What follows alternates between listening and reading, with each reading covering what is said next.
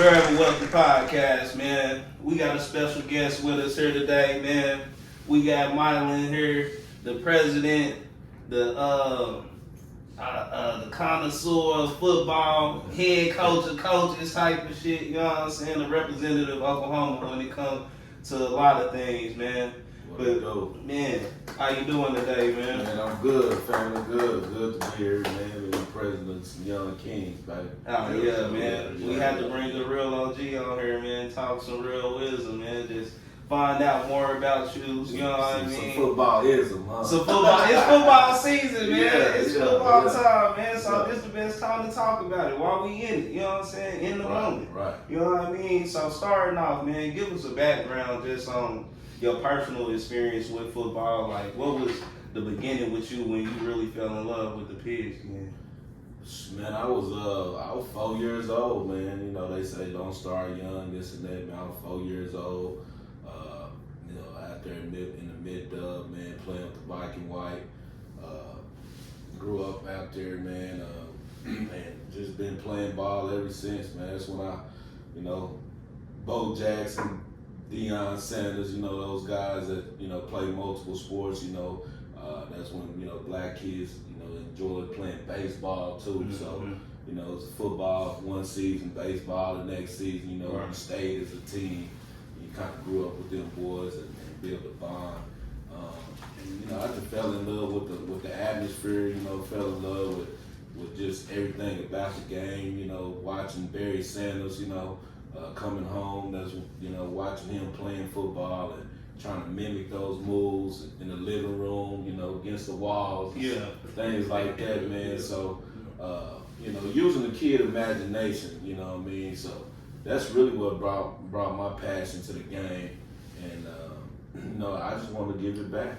Yeah, you know, that's really the whole thing behind, you know, Impact and what we do. We just want to get a game back to the babies that, you know, that's coming up underneath. All right. So when would you say you really realized like football was a passion that you fell in love with? I say about middle school. Yeah. Like, man, middle school was you know, the little Oklahoma drill, man, where you got guys laying on one side and another, man. Yeah. You know, you can hear that whistle, you gotta get up there. You Yeah, know what I'm saying? Everybody meet in the middle, man. When I really did, I made a upperclassman, man, quit the game. Yeah. Doing that drill, you know, I seen a meme on Facebook where they say this drill right here, you know, man, make men. Yeah, make men, make warriors. Or make basketball players. Make basketball. So, you know what I'm saying? So, you know, that really right there, that was a turning point, man. When I did that, it was like, yeah, I'm pretty good at this. So, you know, let's rock with it. Right. So that kind of goes into my next question. So give us a time that you feel like you played your best game, and what was your energy and mindset when you had that goal? I mean, that accomplishment. Man, I think my first breakout game was my freshman year playing varsity, man, at Millwood. It was against Star Spencer.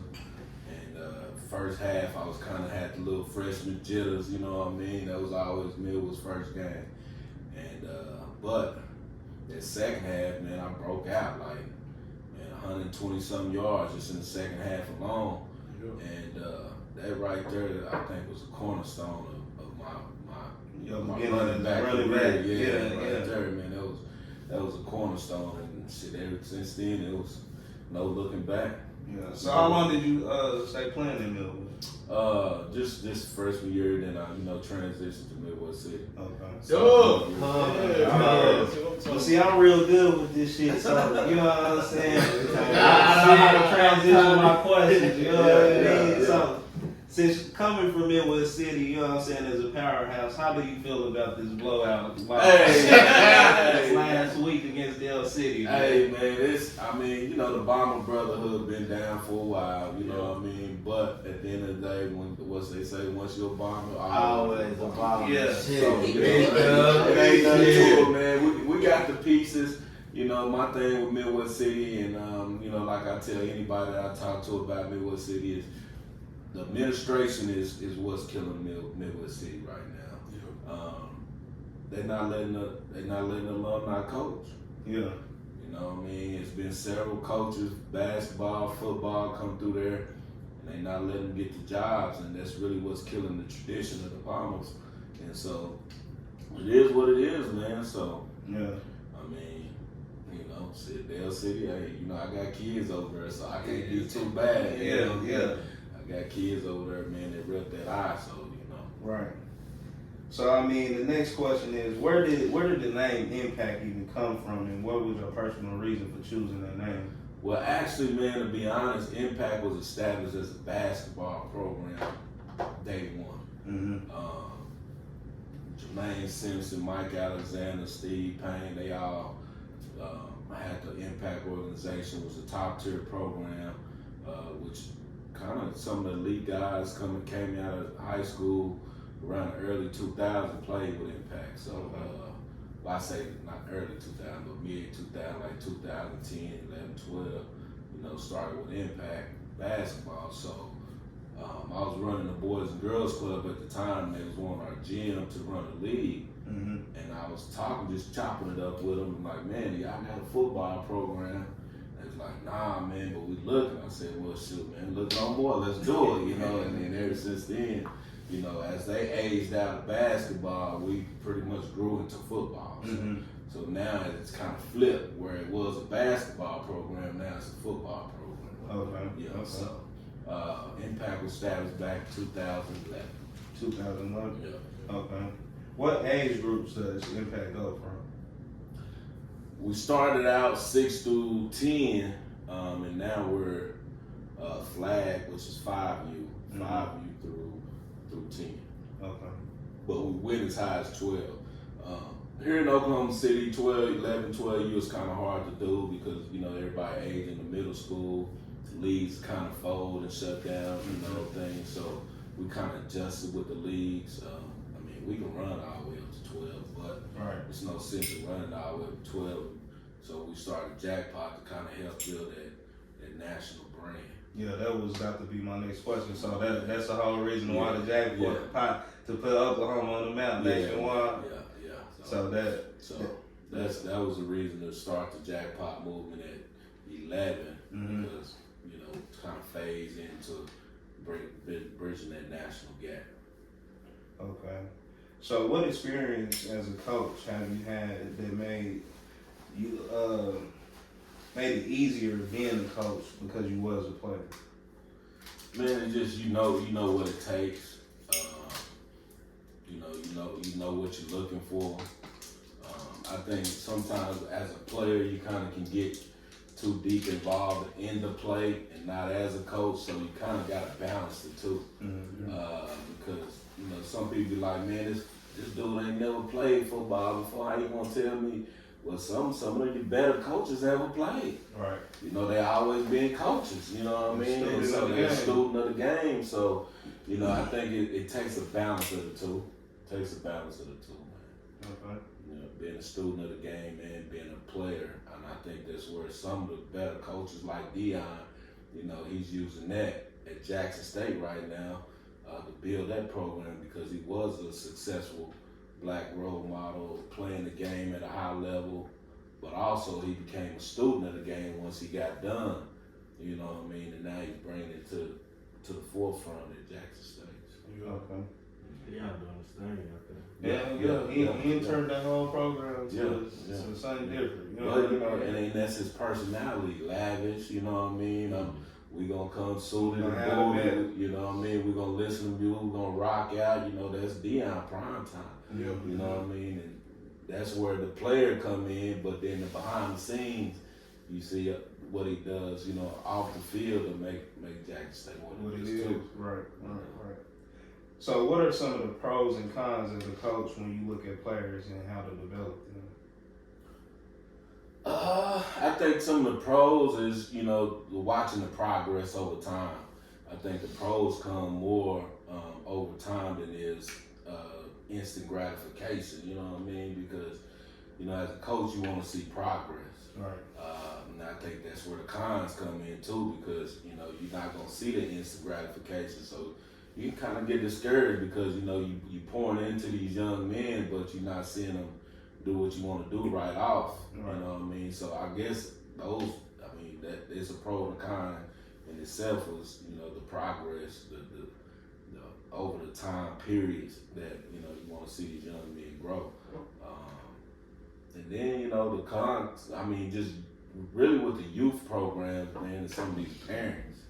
You know what I'm saying, living through their kids, wanting their kids to be more than what they are, and thinking that these coaches, you know what I'm saying, we don't get 6 hours with these kids. Yeah, right. We can't change their life in 6 hours, man. You know what I mean? So it takes a little more on the parent side, just like school. Like, you get they at school all day, but they don't get subjects. They're getting subjects on the hours. So, just because they're there all day, they get multiple teachers. So it's your job once they get home to give them that extra. You know what I mean? I think the same way in sports, you got to get that extra with them trainers. You know what I'm saying? Even if it's push-ups or sit-ups at home. And that's one thing about our generation, you know what I mean? The older generation, we didn't have all these devices to look on the phone. Man, we had to go outside and really learn the game. We learned the game playing tackle man. Right. You know what I mean? We talked about that the shit. Stuff that we did, Deion Sanders and Barry Sanders doing, we wanted to do that, imitate that outside against somebody. You know what I mean? We didn't want to get on Madden and play. Yeah, we had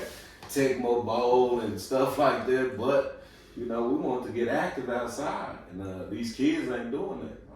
So that's crazy that you say that. Cause we used to always go to a field, my cousin's house, and we'd get the whole neighborhood together. And it would be so crazy. We all knew it was a certain day type of shit. You know what I'm saying? We all just showed up. Everybody was there type of shit. Yeah. You know what I'm saying? Yeah. And we play a whole fucking game type of shit. You know what I'm saying? You got 11 on 11 type of shit. You know what I'm saying? Like real shit. Like real shit, bro. We out there running full games and shit. Yeah. And that shit just be crazy because these kids will never be able to experience that shit. Well, I mean, just look at the neighborhoods now anyway. You can drive down any street 30, 45 miles. When we was coming up, you couldn't get down the street. You gotta wait till these kids clear the street before you can even proceed down the street. Right. You don't get that no more. You don't see nobody riding bikes, skateboards. You know what I'm saying? Man, I had all that shit. Yeah. Rollerblade, everything. Anything to be outside. You don't see it no more. Yeah. And really, I mean, not only is football declining, all these sports is declining because iPads and computers is raising kids now. You know what I mean? These kids know how to work devices at 2 years old. Right. So, man, that'd be crazy, man. So how long have you been coaching, and how do you feel like being a positive role model has influenced the players you coach over the years? Let's see, I've been coaching, man. I stopped playing at 22, and I've been coaching ever since. And I'm 42 now, so 20 years. Yeah, that's 20 crazy. years, man. So I started out just volunteering, helping with different teams. And then I started with my own team. Just keep transitioning, man. Some of the kids that I started out with, man, married, got families. You know what I mean? They starting to get back, so I mean, I think I did a good job, you know what I mean? So, yeah. For sure. But, just to say that, the guys that really kind of got me out the streets is why I'm doing it, you know what I mean? Right. So it's kind of like roles reversing itself, you know what I mean? So, and you see it in the kids that you work with too, because now they looking at you like, man, I want to be like Coach Milen, I want to do this, and now they starting to coach. You know what I mean? So it's just kind of roles reversing themselves, man, and it lasts. I mean, you know what I mean? It's a lasting experience. Okay. So who you just said people just gave you a different look at how to, you know what I mean, get out the streets and, you know what I'm saying, stay focused on football. So who was that influence as far as coaching or just that major role model in football that made you say like, damn, I can really do this shit and enjoy it? Man, James Talley, he out there Spencer, man, Coach Talley, he had a group of us, man, all the guys out there in Spencer, man, he kept us grounded, man. And I still talk to him to this day. Right. You know what I mean? So he's the one that kind of, pushed the game on me. Made me to kind of fall in love with the game a little bit. And, if I need a ride, he gonna come grab me. You know what I mean? All that. So yeah, Coach James, man. So a long lifetime relationship. Long, you know what I'm saying? And it's still, like I say, we still top it up. You know what I mean? So, I think that's like the most beautiful thing out of football, though. Is like you say, the camaraderie, the brothership. You know what I'm saying? Like I seen a couple dudes I played football with today. You know what I mean? Yeah. It just be crazy, like shit. No matter what, you know what I'm saying. We recognize each other without the helmets on, type of shit. You know what I'm saying? But it just be crazy. No matter where we are, you know what I'm saying. We always gonna speak. You know what I'm saying? Yeah, football, man, is a brotherhood, man. I mean, once you play ball, man, you gonna just lasting relationships for the rest of your life. Mm-hmm. You know what I mean? So yeah, most definitely. So, as a coach for over 20 years, man, you done had a lot of damn players. You know what I mean? What's the most explosive offensive player you ain't ever seen with your eyes as a coach? Oh man, it's a couple of them, man. And you know them. That's what's crazy, man. Like, man, well, one of them you don't know. He's older. Devontae Smith, my little cousin, man. He played at Douglas. He was a hooper on that team with Stevie Clark and him. He was a point guard. Mm-hmm. Man, he was a cold football player, man. I told his dad and his mom, man, leave that ball alone, man. Get on that gridiron. But yeah, he was real explosive, man. Anytime we get in the jam, man, we give it to him. He gonna make something shake. Right. But then you got O'Shea. You know what I'm saying? Weezy Boy O'Shea. Then you got Ricky Hunt. Yeah, I watched him right now. Yeah, I watched him. Ricky was the same way, man. It can be third and forever, man. You call a top sweep, he gonna make it happen for you. You know what I mean? Shoot, man, them right there, them guys can go. Then you got Xavier Robinson at Carlisle right now. He a senior at Carlisle. Explosive. You know what I mean? Both of them, all them guys can go. So I mean, I can't just identify one, man, but yeah, those three right there for sure. You know what I mean? Those guys can go at any moment. Okay. So, switching other side of the ball, man, what's the most impactful defensive player you ain't ever seen? D. Ooh, defense. And I said impactful. I mean, game changing type of shit. You know, if it's 4th and 1 type of shit, you know what I mean? On the 2 yard I'm gonna say Kinfolk, bro. Megatron? Mega, man. I'm gonna have to say Kinfolk, man. Yeah. Mega, man, since 7 years old, man, that kid just had something about him on defense. Yeah. You know what I'm saying? Mega, man, Jaleel Johnson, Megatron, as we know him, man. Kid was always been a hell raiser for that offensive line. Yeah. Mm-hmm. Always. I mean, from 7-year-olds to now in college, man. All right. So, you know. First time I never had to cheer for a Cowboy, OSU at the end. You know what I mean? Yeah, shout out Jaleel, man. That's my guy, man. Great parents, too, man. So, For sure. But, yeah, man, I say Jaleel. Then I got to give, O'Shea, man. Like, O'Shea was a hellraiser, man, at that linebacker spot, man. I done seen that kid make 3 or 4 kids just walk off the field, not play again. Oh, yeah. Just laying the wood. Yeah. You know what I mean? Parents in the stand talking about he's hitting too hard. And I gotta give it to Lil Ju. Lil Juju, man. Lil Juju. Yeah. Yeah, Lil Juju, man. He after a Choctaw, we call him Mr. MVP. Yeah. Mm-hmm. So Juju too, man. So them two. Well, them 3. You gave 3 defensively, 3 offensively. You know what I mean? Yeah. One player made it twice, so you must be a hell of a player, man. Yeah. You know what I mean? Yeah. But yeah, man, we damn sure have to touch on that, man. Over 20 years of experience, you know what I mean? You would have to see some shit come out of there. Mm-hmm. So where do you see the organization in the next few years, and what's next to come? Man, next few years, man, I see us doing a lot more nationally than locally. Yeah. into the national cutoff last year. We still made great runs, great strides. Won the Big 12, won our league championship, won the Big 12 championship, in pretty much every age group except like one. You know what I mean? So I think the next thing is, you know, now that we got the national cutoff, is just building on that and trying to run that race. Right. You know, so I look for us to kind of grow, you know, into some national stuff, man. Yes. More traveling, you know, trying to get more sponsorships and things like that, man. Possibly, man, really getting our own field. Yeah. You know what I mean? So. You still got some more questions? Yeah, go ahead. All right, man. I want to transition, man. With you being a running back, you know what I'm saying? Okay. Yeah. So I want to ask you, man. We're gonna talk NFL. Who are your favorite? I was gonna ask you about your top 5 favorite running backs. Okay. But who is your favorite running back that you ever seen play? That I ever seen play? Yeah.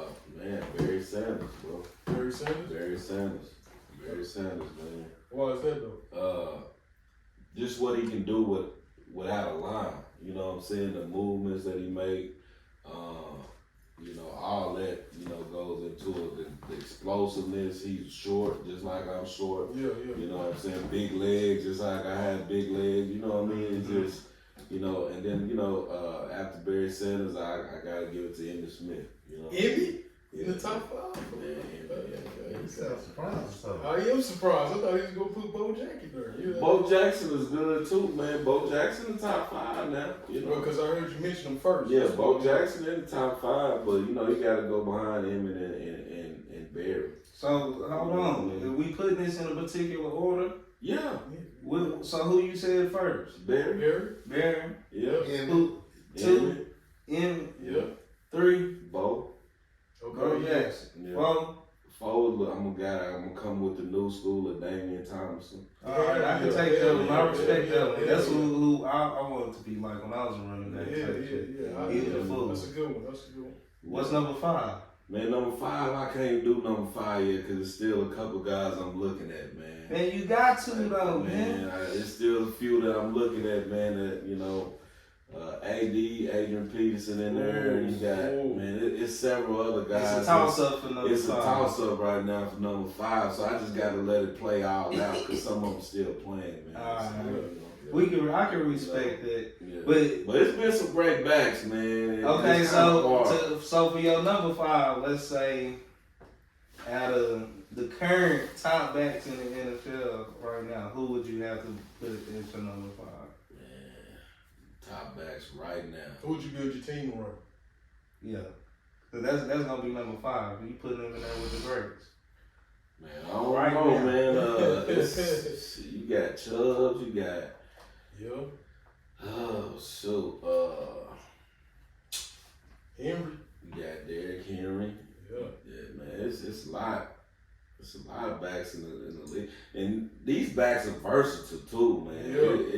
That's crazy. You gotta be able to catch. You gotta be able to run routes. But we talking to a coach. We saying coach. You gotta You got to pick today. This your draft pick. I would, man. I go with more of a versatile back, man, like Kamara. Yeah, I like that's a good one. He plays for New Orleans. Yeah, New Orleans Saints, man. Yeah. You gotta go with something versatile like that, man, where you can kind of do everything, man. You can't even say Debo, because Debo play everything, man. Yeah, Debo ain't no true running back. Yeah, he hard. He hard. You know what I mean? But He hard. yeah, Alvin Kamara, man, probably. Well, let me ask you this too. So you talk about, being versatile as a back. Do you kind of feel like Reggie Bush kind of started that wave? You know what I'm saying? Reggie Bush did, kinda in a way, but you gotta look at like LT, like with Dane. Okay. He was the same way, you know what I mean? They just didn't use him as much in the passing game, but those flare passes, stuff like that, he gonna go make something happen. Yeah. You know what I mean? And I think that's when the transition really kind of started. Yeah. Mm-hmm. So other than sports, how is Impact involved in the community? Man, we do a lot of community, man. We do backpack giveaways, we do food drives, we do coat drives. Man, we started a school. You know what I mean? Started an after school program. So, we're very much involved in the community, man. I mean, we very community based. Okay. What's the name of the school? IGG Preparatory Academy. Where is it located? It's located 5517 Northwest 23rd. Alright. Yeah. They say preparatory school, so is it like through scholarships? You got scholarships. You got the Nicole Henry scholarship. You got different scholarships you can apply for. It is fee based, but nobody will pay more than $325. Okay, but on that right there with the scholarships, is it like some prerequisites? You have to have certain requirements that you can get a scholarship? Yeah. You gotta. I mean, it's a list of them. I can't go through all of them, but like I said, we'll make sure that no parents are going to be paying those streaming payments. You know what I mean? Our whole goal is to keep minimal classroom space so that the kids can have enough, you know what I'm saying, one-on-one with the teachers, so that they can fulfill their academic careers, man. Because one thing with the school system is overcrowded classrooms, teachers not being able to teach because the population in every classroom is too large, and then you got parents that don't want to, you know, really be involved in their students' life as far as, you know, when a teacher needs them the most, you know what I mean? So you got disruptive kids. So we want to kind of keep the numbers low, you know, maybe, you know, at 10 or 15 in each classroom, making sure they're getting that one-on-one education, man, that they need to be successful. Okay. No, hey, but backpedaling off that, I still got one more question. You know, because I've been listening to a lot of like your insights and ideology as far as coaching, right? Yeah. But would you say, now this is just off the whim question, would you say you're more of a coach or more of an activist, kind of like with the kids? You know what I'm saying? With Man, I'm more of a coach, man, because I mean, it just, I've, you know, seen a lot, been through a lot, like I said, plus, you know, running youth programs, you know, coaching is my passion, you know what I mean? Coaching is my passion. Everything else just kind of have to come with it, you know what I mean? Because it's the overall child that we're trying to correct, you know what I'm saying, or we're trying to get somewhere. Everybody's not coming from the same background. Some kids you gotta work with more than others. I mean, that's on and off the field.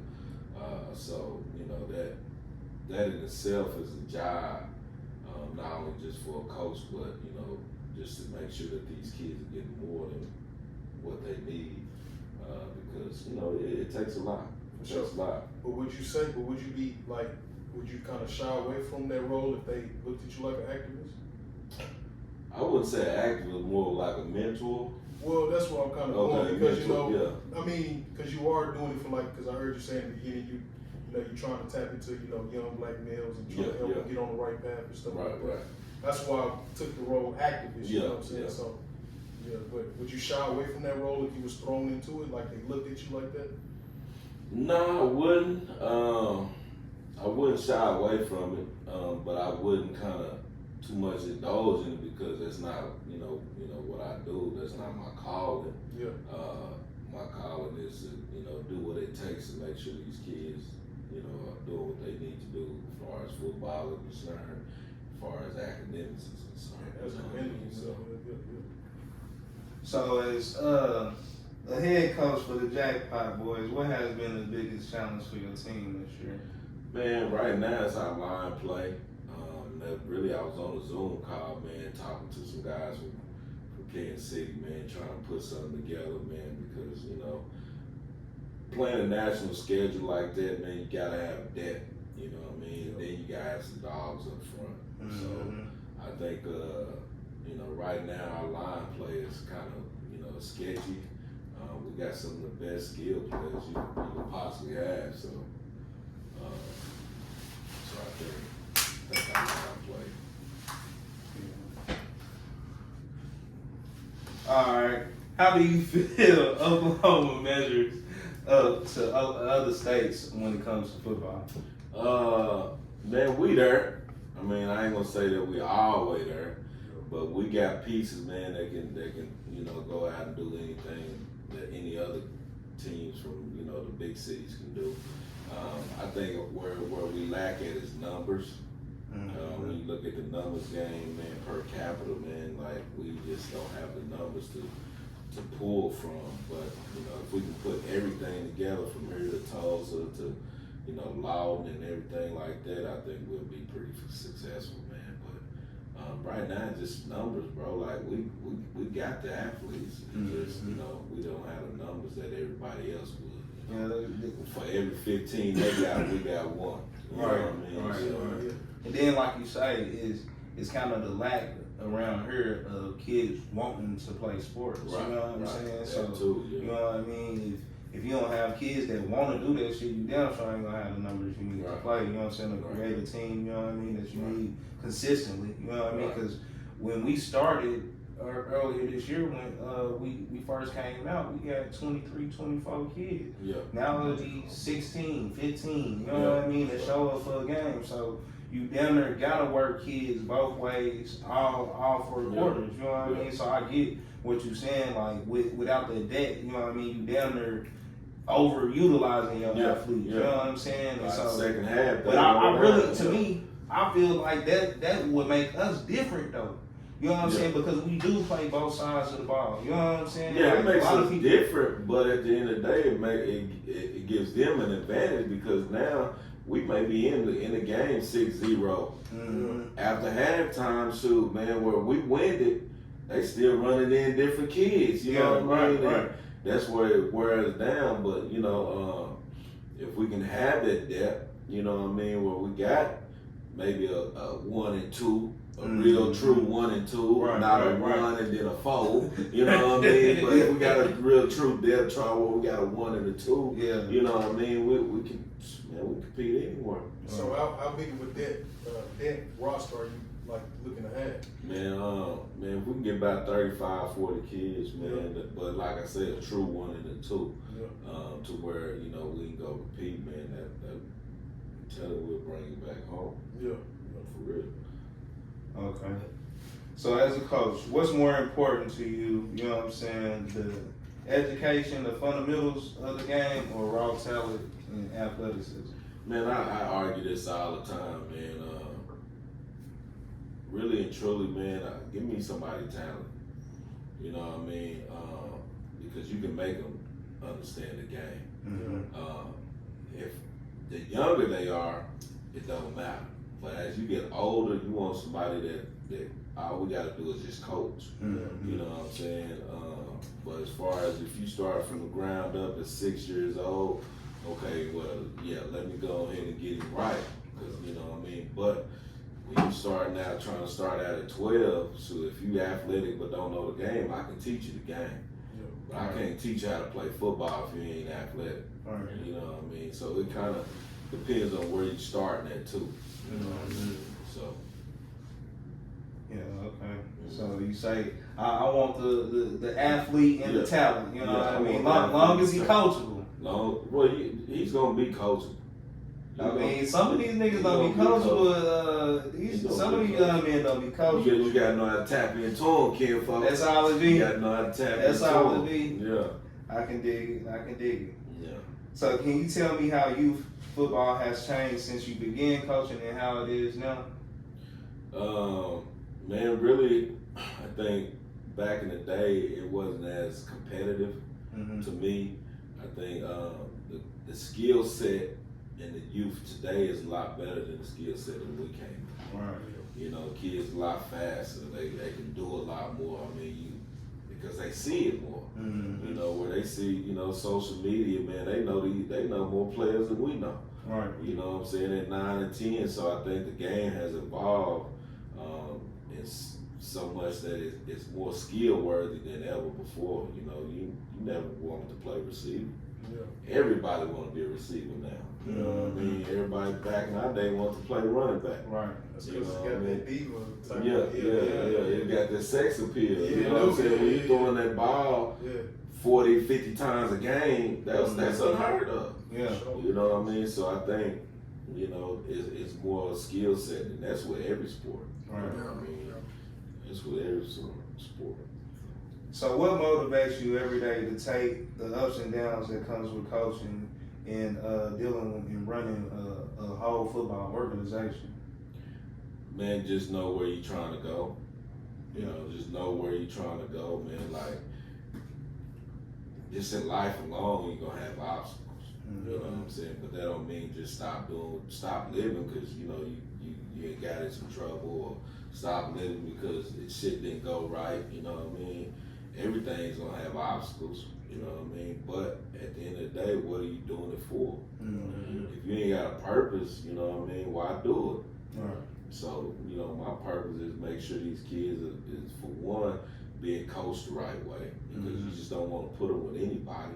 You want to make sure they're getting what they need, because when they leave you, they're going to be a version of you. Right. You know what I mean? So when they leave your program, they should be a coach from middle school or coach in high school should be able to say, where'd you come from? They should be able to say, I came from Impact. And this, you know what I mean? So if you get your job, the coach is going to be like, okay, I got your play over it, man. I like what I see. You know what I mean? So those are calls that I want. Yeah. So, So let me ask you this. Do you feel like coaching is just deeper than football? Yeah, it's exactly as deep in football. You know what I mean? Coaching, though, like we said earlier, I mean, it's trying to develop the whole kid. I mean, you know, but at the end of the day, you only get so much time with them. But so you're going to put more into certain kids because certain kids don't need you more. Exactly. So, but yeah, it's you want to get the whole kid. You know So can I ask you this? Do you? And I asked you about the activist thing, and you said no. But what about father figure? Do you feel like coaching kind of goes into a father figure? Yeah. But what's good, and this is another thing that we can kind of talk about too, because I see a lot more fathers being active now than before. When we was coming up, wasn't a lot of fathers involved in our well-being on the football field. But now, that's all you see out there is dads. You know what I mean? And I kind of like it, but then what it also brings is a lot more violence. Right. You know what I'm saying? Because of competitive nature. You know what I mean? So, but it is bringing a lot more fathers into their kids' life and being around, which is a great thing. So speaking on that angle, do you feel like because the game of football and just any sports dealing with kids now has really turned into where they can monetize themselves as 13, 14-year-olds, where they can end up millionaires at 17 or 18, is that a reason why you feel like fathers are more present, or do you feel like it's more of an organic reason? You know what I'm saying? I think it's more of an organic reason, man.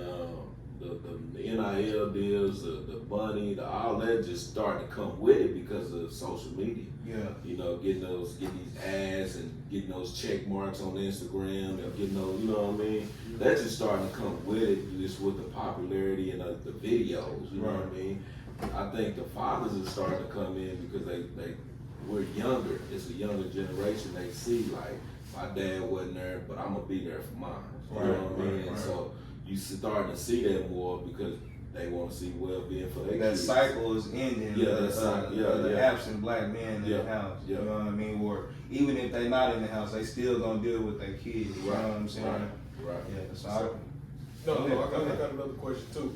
We was talking about the violence in like you said, in sports, right? Yeah. So what's your thoughts, and how do you feel like the new situation that's just arose in all across the world with Key to Lead? Yeah, that situation. Like, what's your thoughts on that? Man, I mean, that was just one incident. I mean, it's been happening, well before then. You know what I mean? But by him being a figure, in the football world, it got more national attention. But that's been going on, you know what I mean? And so I think it's crazy that, people have to bring, guns and shit into a youth event, but you also have to look at the circumstances, right? We all black men, we all, most of these inner city games are in what? Inner city hoods. So, you say, why you bringing guns in, but shoot, as soon as I get outside this fence, you never know what's gonna happen. Right. So, or you never, you might see, but at the end of the day, man, I think we as men gotta understand, like, we should have a safe haven, the youth football field, the basketball court, wherever kids are involved should be a safe haven where you gotta give a nigga a pass. Right. You know what I'm saying? You gotta give a nigga a pass, bro, because at the end of the day, you're not hurting only that that man you trying to kill or traumatizing you kids traumatizing hundreds of kids that have to witness it. Mm-hmm. You know what I mean? So that's the thing that I see, man. We got to change. Yeah. But okay, so do you feel like it should be certain like stipulations put in place as far as like parents, like let's say like, because I heard you say let me ask you this: do you feel comfortable with parents bringing guns to the game? No, not at all. And I know with us, anytime we run an event, there's no bags. Yeah, it's a clear bag policy. Yeah. Clear bag, we're checking bags at the gate. Yeah. We doing all those things because, we there for the kids. We're trying to make sure that those kids are safe. We have security at all the entrances. You know what I'm saying? And we got one just there to walk the premises.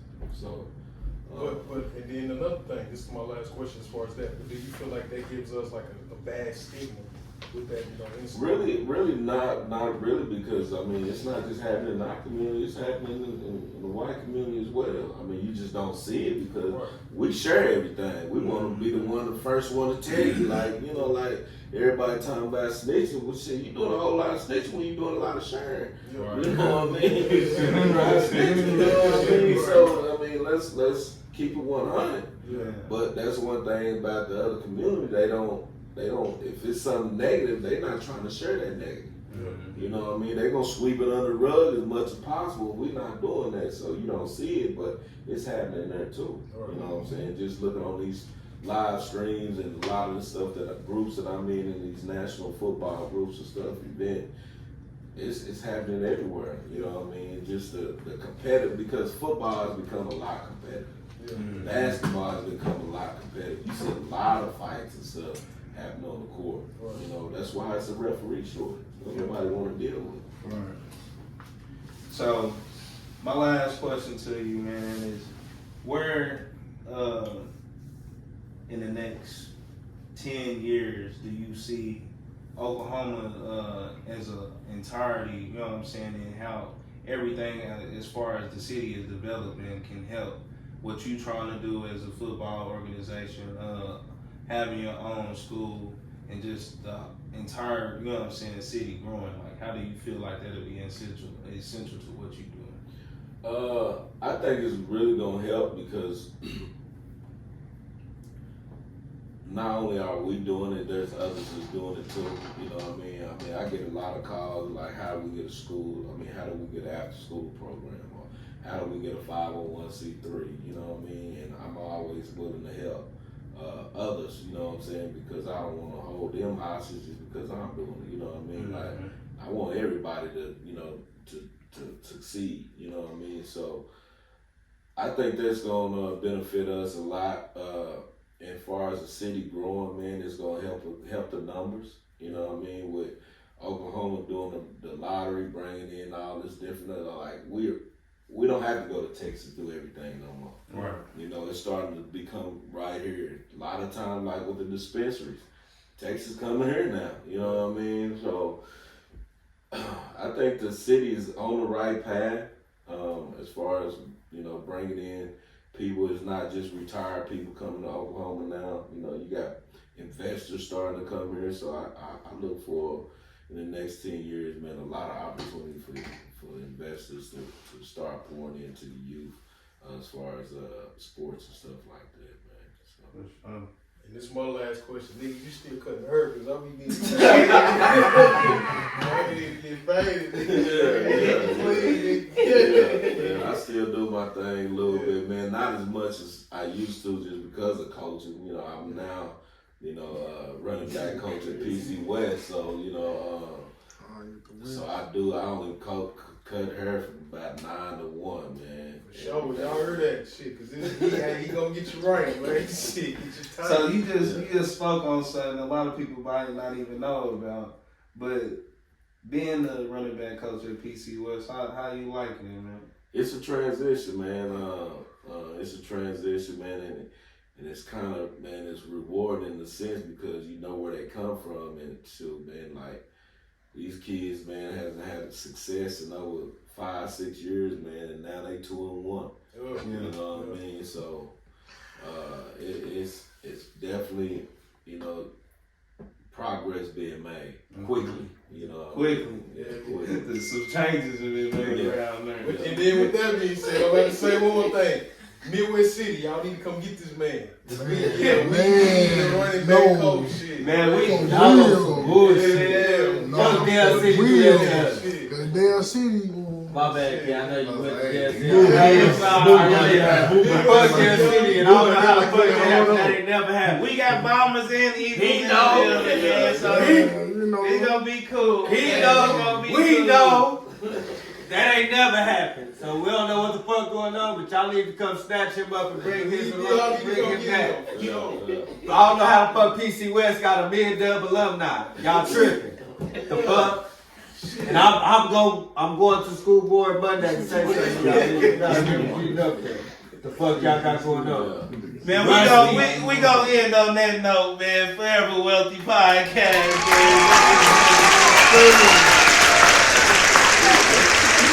man.